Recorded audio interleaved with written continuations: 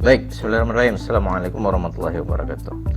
Bapak Ibu semua, sebagaimana yang dijanjikan sebelumnya, saya akan coba buat sebuah video tutorial menggunakan sosiometri, dan dalam konteks video ini kita menggunakan sebuah program sosiometri yang dibuat oleh Bapak Eko Susanto.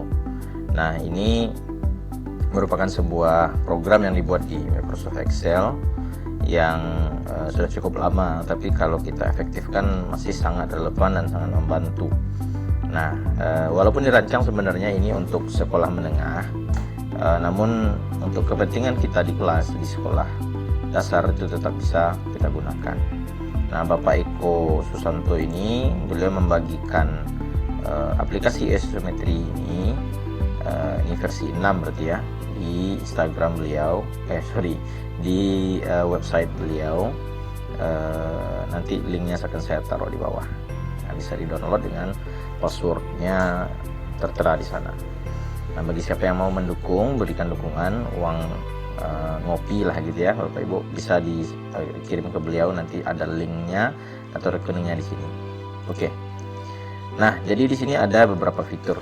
Nah, fitur yang paling atas ini ada yang bertujuan untuk mencetak dokumen dan input data pilihan. Cetak dokumen ini inilah instrumen yang akan di-share kepada siswa. Nah, di sini sudah ada nama-namanya. Nama-nama ini bisa kita customize, kita rubah ya Bapak Ibu. Nah, jadi di sini masukkan nama siswa kita secara diketik ya, manual diketik berapa orang, kemudian sesuaikan jenis kelaminnya. Nah, ini jangan lupa disesuaikan nama sekolah, kota dan kabupaten, nama guru kelas. Nah, kalau konteks kita di SD guru kelas, ini punya guru kelas jika ada ya. Kemudian kelasnya, saya bilang sebelumnya, ini kemungkinan memang cocoknya untuk kelas tinggi, nah, karena ada proses membaca dan mengisi. Tapi kalau kita ingin cobakan ke kelas rendah, dan sebagian anak mungkin dibantu dengan membacakan instruksinya, maka tetap bisa digunakan. Ini tanggal pelaksanaan sosiometrinya. Baik, nah setelah ini diisi, kemudian kita klik logo home ini, maka kembali dia ke halaman utama. Nah, kemudian ya sebelumnya kita print dulu ini. Nah, Ctrl P kayak biasa ya, Ctrl P, lalu akan muncul sudah disetting sedemikian rupa sehingga memang dia rapi dan tinggal print. Nah, ini di print sebanyak anak, karena nanti cara mengisinya itu seperti ini Bapak Ibu. Jadi nomor kode ini nomor absen ya di sini.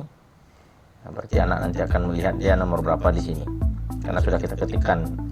Kemudian nama lengkap anak, nah dia tulis ulang namanya di sini, kelas, jurusan ini berarti dikosongkan saja karena tidak ada jurusan di sekolah dasar, laki-laki atau perempuan, tanggal mengisi, nama sekolah sudah ada. Nah, kemudian ini di print, lalu anak nanti akan membaca. Ada 12 pertanyaan, di mana yang diisi itu adalah nomor pilihan, yaitu kode anak lain di kelasnya. Jadi di sini jawaban anak adalah siapa orang yang dipilih berkaitan dengan pernyataan di sebelahnya. Misal untuk nomor satu ini, teman yang saya percaya dapat menjaga rahasia. Nah, nomor berapa? Siapa temannya, dan nomor berapa?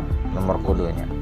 Lalu diisi di sini secara manual, dan minta juga anak mengisi alasannya kenapa teman itu yang dipercaya menjaga rahasia. Nomor 2, teman yang saya senangi untuk duduk sebangku dengan saya di dalam kelas. Begitu juga nomor berapa? Apakah orang yang sama, apakah orang yang berbeda? Kalau ia berbeda, berarti nomor berapa anak tersebut, teman tersebut. Lalu alasannya kenapa dia ingin duduk atau dia senang duduk sebangku dengan teman yang dipilih tersebut. Nomor 3, teman yang memiliki hubungan khusus dengan saya seperti teman dekat atau teman akrab. Nah, baik, sebelum kita lanjut Bapak Ibu, ini 12 pertanyaan ini sebenarnya maksudnya apa? Sebenarnya maksudnya itu dijelaskan di informasi. Ada 12 pertanyaan yang sebenarnya adalah bagian dari 4 kategori. Nah, ini dalam BK disebut dengan bidang pengembangan pribadi, bidang pengembangan sosial, belajar atau karir. Nah, masing-masing bidang pengembangan itu dalam aplikasi ini sudah ditetapkan 3 pertanyaan saja. Kemudian 3 pertanyaannya juga sudah fix atau tidak bisa di customize, tidak bisa dirubah-rubah, tidak bisa kita buat sesuai dengan kondisi di peserta didik kita. Nah, sebenarnya ini kalau bisa dirubah kan lebih bagus. Namun ya ini kan aplikasi yang dibuat sedemikian rupa dan sudah sangat membantu. Nah, kalau misalnya kita bisa mengcustomize, mungkin pertanyaan tentang pribadi ini untuk anak SD akan berbeda. Nah, tapi nggak masalah, kita untuk tahap awal kita melihat dan menggunakan apa yang ada saja terlebih dahulu. Nah, 3 pertanyaan di pribadi itu boleh kita ke instrumennya. Ini 1, 2, dan 3 ini adalah pertanyaan dan atau pernyataan tentang sosiometri untuk bidang bimbingan pribadi. Nah, ini ke pribadi siswa kita atau dalam BK kita sebut dengan klien kita. Nah, 3 selanjutnya 4, 5, 6 ini sosial. Nah, ini kaitannya dengan sosial. Makanya pertanyaan dan pernyataannya itu berkait dengan nih kegiatan sosial, yaitu gotong royong di sekolah misalnya, guru di sekolah. Kemudian berkaitan dengan mengisi waktu luang, jadi siapa orangnya, berarti ini juga sosial. Kemudian tentang teman yang dipilih untuk bekerja sama dalam kegiatan ekskul. Nah, 4, 5, 6. Nah, 7, 8, 9 ini masuknya kepada bidang pengembangan di bidang belajar. Nah, belajar.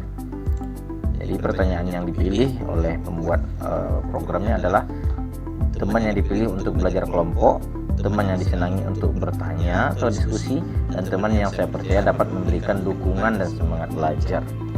Nah, ini bidangnya belajar. Dan terakhir bidang karir. Nah, ini kayaknya belum terlalu relevan, tapi terserah apakah mau diisi atau tidak. Kalau nggak diisi ya berarti anak diinstruksikan isi sampai nomor 9 saja.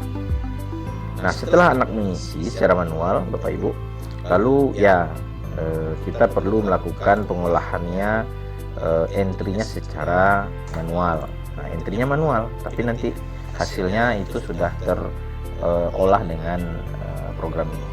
Nah, ini contoh sebelumnya, kita hapus saja.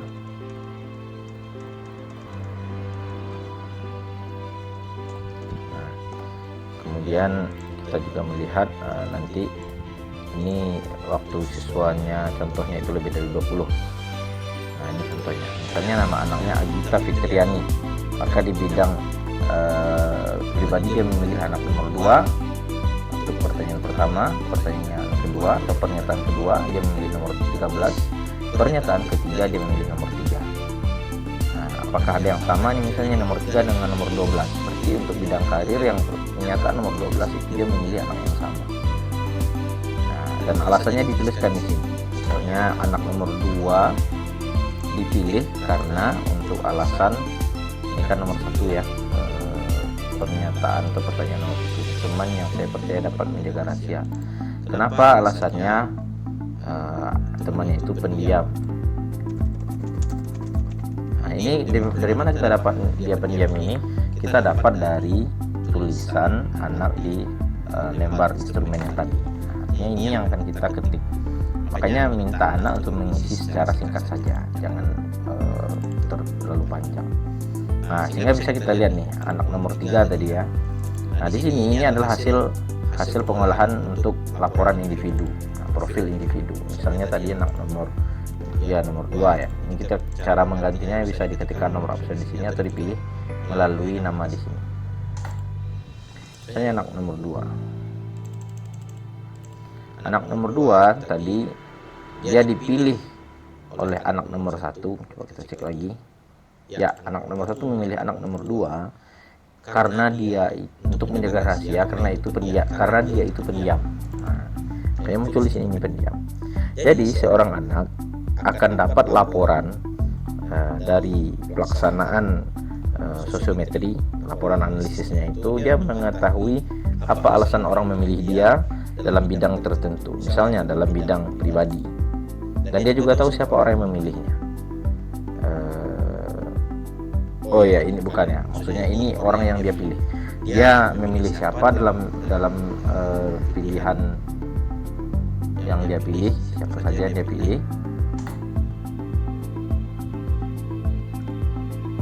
Nah di sini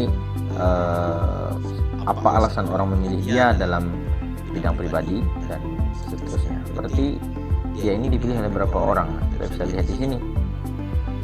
Ternyata anak kita ini dia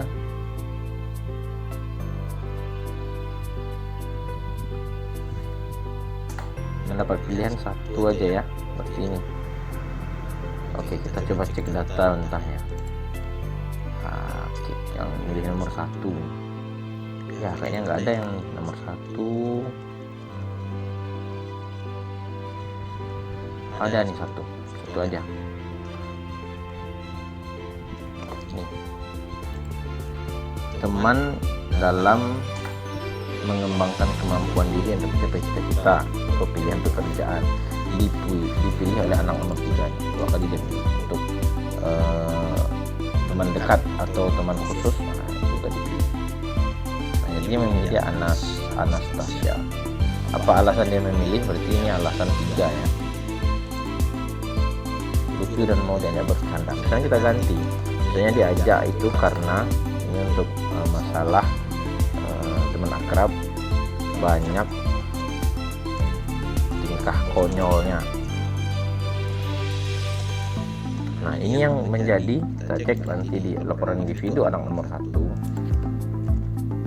Nah, dia dipilih oleh seorang anak perempuan untuk bidang pribadi, dan anak perempuan lain juga di bidang karir atau ya karir. Dia dipilih, dan itu sebenarnya orangnya yang sama ya, kita tahu orang yang sama. Nah kenapa dia dipilih? Banyak tingkah konyolnya. Kalau kata tadi suka main. Nah jadi nanti kalau kita ingin lihat secara kelompok, kita akan bisa menggunakan menu ini ya Bapak Ibu. Cetak sosiogram. Nah sosiogram di sini memang tidak bulat. Nah ini memang perbedaannya. Tidak bulat, tapi dia agar lebih mudah memetakannya. Misalnya nih, panah, arah panah itu artinya dia memilih. Kemudian ujung panah itu berarti dia dipilih. Misalnya anak 12 ini dipilih oleh anak 20. Nah anak 5 itu 2 yang memilihnya. Bisa kita cek. Nah sehingga nanti bisa kita simpulkan di sini ada bintang atau anak populer ada 3 orang, 5, 9 dan 14. Kita lihat nih, 5 dipilih 2 orang, 9, nah ini paling banyak nih, 3 ya, 3 orang. Kemudian 14, 2 orang. Nah ada neglectee ini ada keterangannya di sini, adalah individu yang menerima pilihan relatif lebih sedikit pada analisis individu. Pada analisis ini individu neglectee jika jumlah pilihan yang diterimanya sama dengan 1 atau 2 pilihan. Jadi neglectee ini orang yang hanya dipilih oleh 1 atau 2 orang saja. Nah kalau dia lebih dari 2, maka dia termasuk orang yang populer. Nah masalahnya nanti ada yang ketiga, itu orang yang terisolasi. Ini tidak ada yang memilihnya. Individu yang sama sekali tidak menerima pilihan pada kriteria ini. Ini kan kriteria berapa ini? Kriteria 10. Nah, ini bisa kita lihat itu kriteria 1 ini kondisinya. Nah, misalnya kita mau fokus saja di 1, 2, 3 atau 1, 2, 3, 4, 5, 6 sosial dan pribadi. Maka kita fokus di analisis itu. Bisa kita lihat hasil analisis per pilihan yang kita siapkan di dalam video di awal. Oke. Nah kemudian ini ada grafik cetak. Nah ini untuk membantu saja. Jadi yang cukup populer ini ada 9 poinnya. Kemudian tabulasi ini bisa dipakai atau tidak ya.